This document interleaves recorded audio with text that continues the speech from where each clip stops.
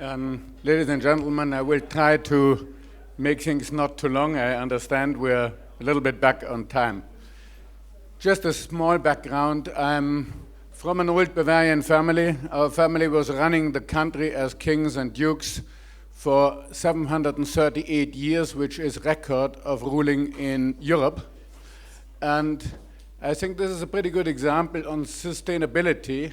We managed to keep running a country, and we had kings in about 5 other countries, in Sweden, Greece, in Denmark, also in Hungary, and in Bohemia, which is now Czech Republic. So we've been all over Europe, but basically in Bavaria we stayed for a long time. We were able to pass on from generation to generation. I also would like to say that if you travel ever to Munich, you might be surprised if you see a beautiful country, beautiful farmland, with trees and with green fields which have been farmed for 2,000 years and which are still in good shape. So sustainability, even in farming, is doable if people have responsibility for the next generation. And this is something which is very strongly the case in our country. Most of the farms were passed on from one generation to the next, and the other in the family were given education. So the farms stay together, but the education given to the rest of the families was helping to build up crafts. And if you look at Bavaria today as one of the leading industrial countries in the world, we have companies like BMW, like Audi, like many others. But this is because we have a very, very high level of well-trained craftsmen who have started, and we heard Prada is going the same route now. And in Germany, if you don't want to go to university, you go as an apprentice. You learn a craft precisely for 3 years as an apprentice. Then you work for another 2 or 3 years as a worker in that specialist worker, and then you become a master of profession without university education, but you're equally respected. And therefore, we have people who don't need ISO norms to be taught what they have to do. They know what they're doing, and therefore they do excellent and precise work. I think this is one of the most important things Germany can give to the rest of the world, an educational system which is not necessarily a university, but which is hands-on training for people who may be much more skilled hands-on than maybe in a training which is only on universities and leads up to jobless PhDs. At the end of the day, industry only works if you have people who have work, who can start a small business, and that's much easier if you're hands-on a craftsman than if you're a university-driven scientist who doesn't know how to drill a hole through a wall by hand. So I think this is something which is important. I'm in the brewing industry. I run a couple of breweries in Bavaria, and we have a franchise we are currently producing in 13 other countries, mainly in Eastern Europe, and also in quite a lot of Asian countries. And basically what we do is we export brewmasters, teach our partners how to make beer, and we help them in marketing, and we do that in quite unusual places. Now I've started that, and I had the 3rd German-Hungarian joint venture in 1983, which was quite early, and so I followed the changes in Europe very closely. I've been traveling a lot to Eastern Europe, and I saw what was happening. Now, why do those crazy things happen in the world? I came from, as I say, brewer, and mainly also in marketing. Besides that, I also do porcelain. I bought a company which was just at the point of being, well, disappearing, Nymphenburg Porzellan, which currently does the finest porcelain in the world, but it's a hands-on craft company with 70 employees, all craftsmen, everything done by hand, no machine press, no pre-printing, free painting on porcelain, and we have some professions which are the last in the world. We have the last porcelain mill master, probably UNESCO heritage in the future, so also in crafts. So, I was interested, how does humans operate? We're biological creatures, and are we humans all the same? Are we different? Why do we fight? How do we get the buy button if someone wants to purchase something? So there's a couple of things. If you look at humans, I had a very good friend, and that was interesting to me, who studied humans over the last 45 years all over the world to find out what is cultural and what is biological inheritance. And what you can find is that the humanity worldwide actually is one unit. We're not separate. We're completely operating with the same genetic base behavior. We have a lot of cultural differences, but we are driven by basics who will make us understand each other very easily if we try to. But at the same time, we have some dangerous dispositions because we haven't changed too much since Stone Age, and therefore some of the behaviors we have are basically suitable some 200,000 years ago, but not necessarily today. And part of that is that we used to live in small groups of about 150 for most of our existence, and partly because we tend to live in the now and not into long term. If you think of it very simply, if you have the last piece of bread to eat, you'll survive, and if you don't eat it, you don't. Therefore, we tend to overexploit nature, because overexploiting nature is helping us to feel well. If we are successful in sport, if we are successful in business, if we are successful in politics, if we are the strongest, we get reward from our brain with some dopamine, and we overexploit. So we eat more than we need, we buy more than we need, and we destroy the world more than we need.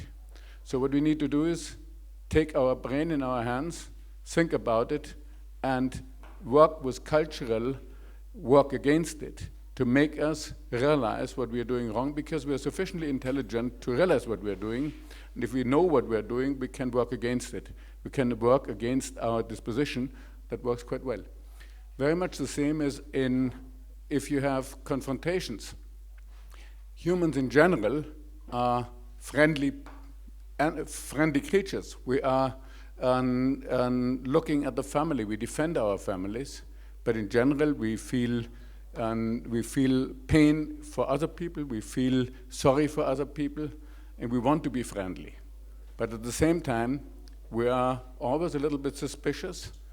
We are afraid of other people when we first meet them, and therefore it's quite easy to encourage aggression. So aggression is, and that's something most of the dictators in this world have learned, that manipulating people, brainwashing people is something works very easy. It has been adopted by many of religious extremists.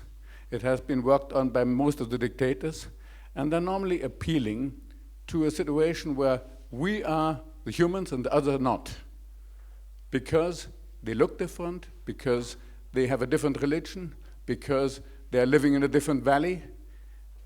Very simple. So if you can make people afraid of others for whatever reason, you can get them to be aggressive. And that can be on command. So you would not kill someone if you see him, if you realize he's a human. So formerly it was more difficult because you had to do it by knife or by something near. Today, if you just press a button, very easy. You don't see the other ones to surrender. So fighting is much more easy, much more dangerous. And you will feel that for dictators, if they can get people to say, well, kill this one, it's a command, they might stop thinking and do it. If they speak to the person, they will probably not do it. This was a big problem in World War I, when the Germans and the French were living opposite for something like 3 years in the ditches, shooting each other. But if they ever started talking, that was the end of war. So one of the biggest problems of the armies was to keep the people apart, that they wouldn't what they call fraternize, speak together as brothers, because that stopped wars. And that's a very strange situation. Now what we had in Eastern Germany and in Eastern Europe after the World War II, we had a dictatorship in Germany, which was very unfortunate before, but then in East Germany, the flags changed from brown to red. System state. It was suppression. There was no basic difference. I never really understood why you call things left or right. I think you have anarchy on one side and you have dictatorship on the other. But there's not a line of left and right. Dictatorship, whether it's left or right, is the same.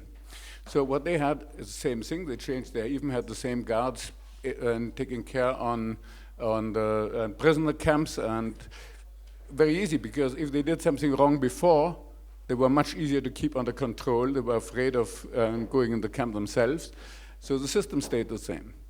And what was really one of the biggest, I would say, cultural events of this century, of the last century, was definitely the fall of the wall, where without fighting, just by saying we are the people, by going on the road, the system was changed.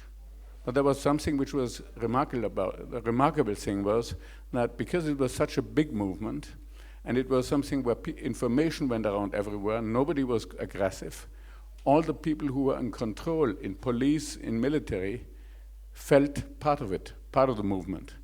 So the government had no more chance to work on suppression, because it just didn't work anymore. The police wouldn't react. And this was an interesting thing, and I think with information today, this could go much further in the future. It will be much more easy to make a peaceful changeover, because information is the key to it. Information basically of understanding each other by trying to understand each other and to know other cultures, to understand other cultures. With this, you can, I'm interested in that for marketing. If I have to sell beer in China or in, I don't know, in Russia, you're speaking to different cultures, but to the same people. And so I was interested, how do things work? But having looked into that, it's actually very much the same if you look into why does aggressions happen, why does crazy systems survive. And well, here it didn't survive. We are very happy for that, and we must be extremely grateful to the rest of the world that they were having enough confidence in Germany not to fall back in its past, and that they had enough confidence in letting us go. And you still see sometimes some reactions which are rather interesting, like when the famous wars were on in the Balkan, where suddenly people were referring to World War II and said, well, if as an example, the war with Croatia is won by Croatia, then Germany wins World War II, statement from a foreign minister of a very known European country. And it makes you think. But I think we need to tear down those ideas and just try to see that people are like us. We're all the same in a way. On the other side, we should be proud for our culture, and we should stay curious for other cultures. If we can stay proud of what we are and be curious to others and understand others as a diversity which we urgently need in order to survive the future, because we need different ideas, different cultures. This is what is driving us ahead. No innovation without try and error. Therefore, we need many, many other cultures who do try and error on ways how to make things better in the world. And that's one side. We don't want a uniform world. We need to be proud, but we need to stay curious, and then we don't have any more confrontation. I think that's all I wanted to get over. Thank you very much, and I think I may have caught up a bit of time. Thank you.